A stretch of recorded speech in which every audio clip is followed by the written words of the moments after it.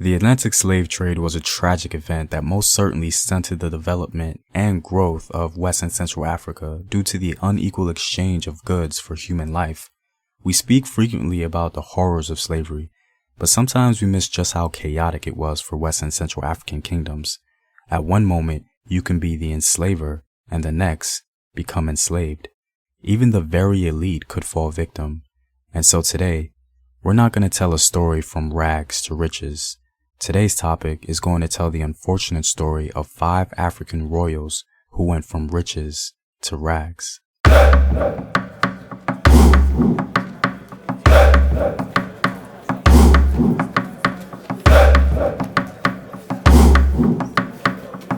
What up, African world? It's Home Team here, and I'm back at it with another video of African history, culture, and worldview. And as always, if you want to support the Home Team, you can do so on patreon.com. I have some new rewards for you guys, so be sure to check that out.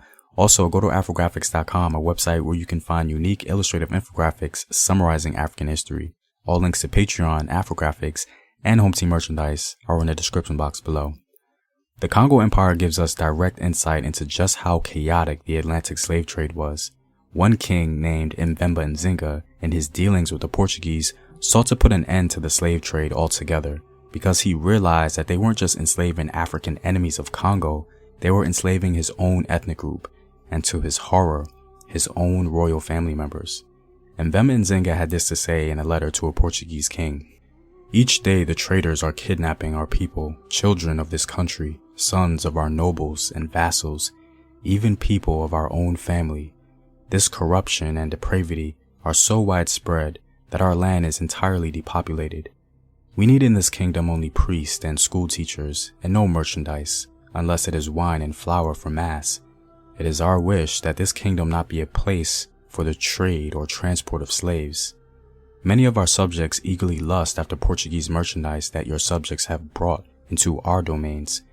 To satisfy this inordinate appetite, they seize many of our black free subjects. They sell them.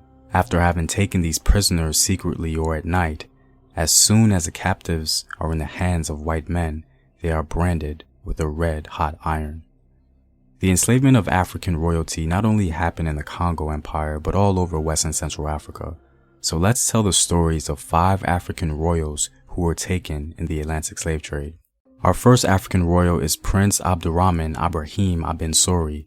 Abdurrahman Sori was a Fulani prince from the Futo Jalon region of modern-day Guinea, West Africa.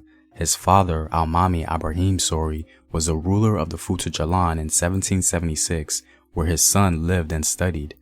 Abdurrahman was very intelligent and a well-learned African who spoke 4 different languages and could read and write in Arabic.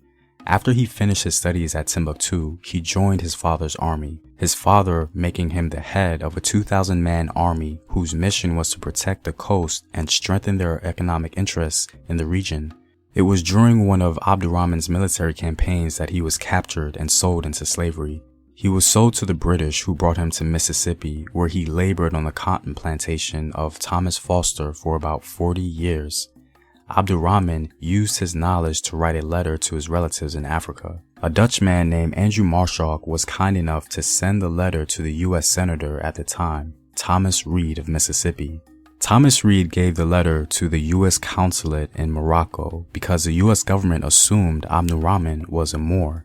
After the Sultan of Morocco read the letter, he asked President Adams and Secretary of State Henry Clay to release Abdurrahman. And a few years later, Prince Abdurrahman was released. Unfortunately, Prince Abdurrahman could not return immediately to Africa as he had made a family in America and he fought to free his children. As he could not free all of his children, he instead decided to return to Africa, going to Liberia. Our next African royal is Princess Anta Madugune Ndaye.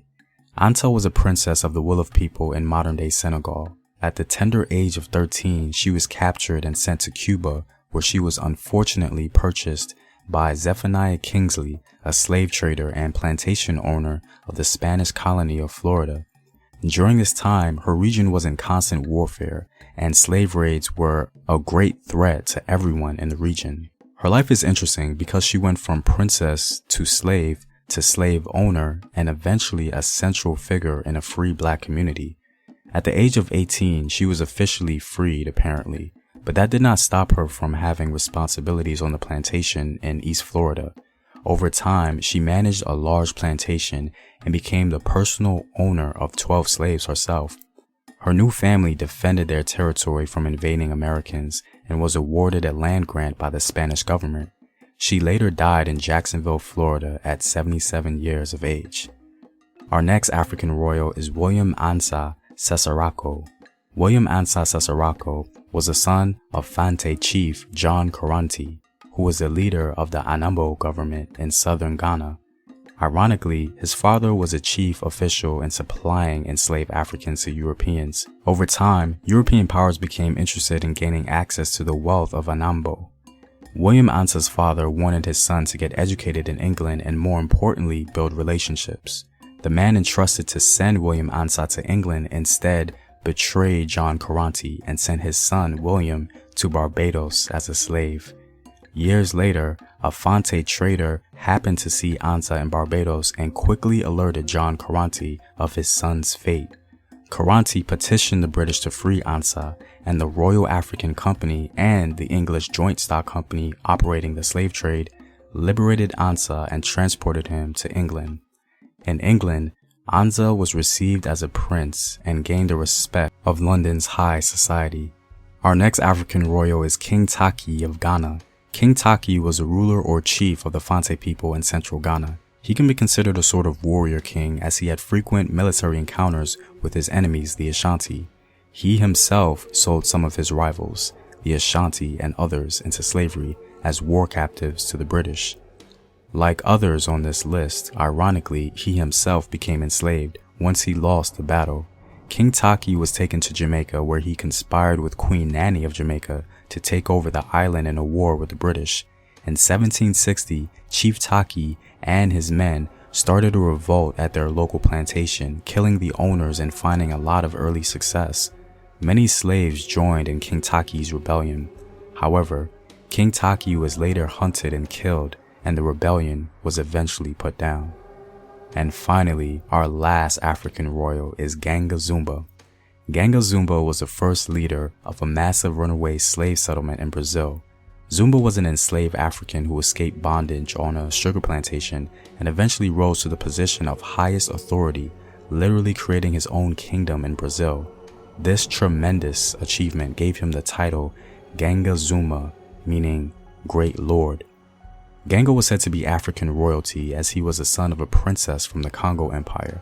During warfare with the Portuguese, reportedly the Battle of Mbuila, he was captured as a prisoner of war and sent off to Brazil. Ganga helped to form maroon communities of former enslaved Africans in Brazil, which later formed into a well-organized kingdom in which he became king.